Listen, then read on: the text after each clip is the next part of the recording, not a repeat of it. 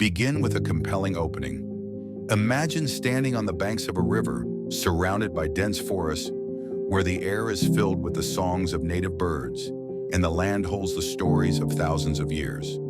This is the place we now know as Melbourne. Introduce the central theme. Today, we'll dive into the fascinating history of Melbourne, a story that stretches from its ancient indigenous roots to its rise as a modern, vibrant metropolis. 1. Indigenous roots and early history. Acknowledgement of traditional custodians. Acknowledge the Wurundjeri people of the Kulin Nation, who are the traditional custodians of the land we now call Melbourne. Connection to the land. Describe their deep spiritual connection to the land, particularly the Yarra River, known as Birrarung. The river was more than a water source. It was a vital part of their culture, used for fishing, meeting, and performing spiritual ceremonies. Cultural practices.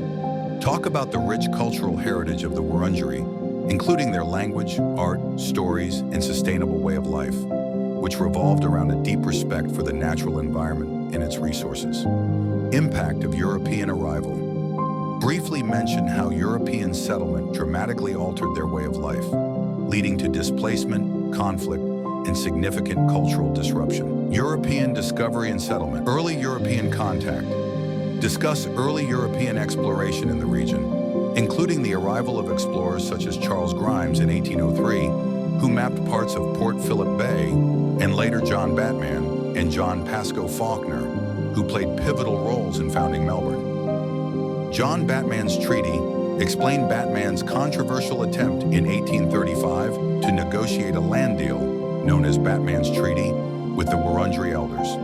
Though initially hailed as a significant moment, the treaty was quickly annulled by the colonial government, which declared all land in Australia as Crown land. Establishment of the settlement. Detail how Fawkner, who arrived later in 1835, set up a more permanent settlement, with Melbourne officially founded soon after. Despite facing challenges such as isolation, lack of infrastructure, and tensions with indigenous people, the settlement grew rapidly.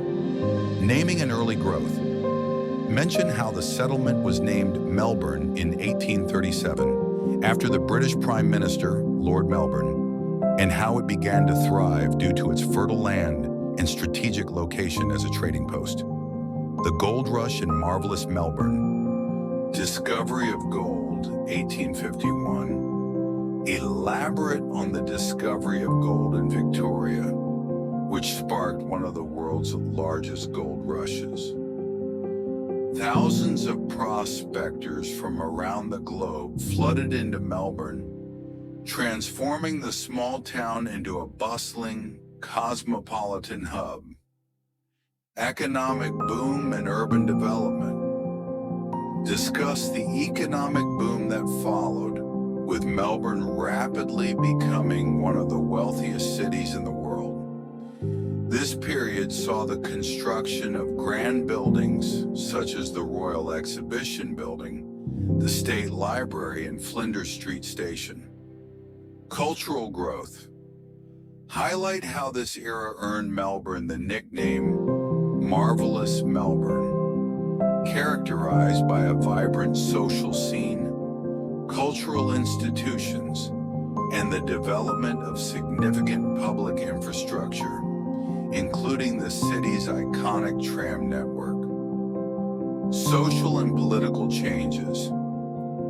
Mention the social and political upheaval during this time, including the Eureka Stockade in 1854, a miners' rebellion that played a key role in shaping Australian democracy and workers' rights.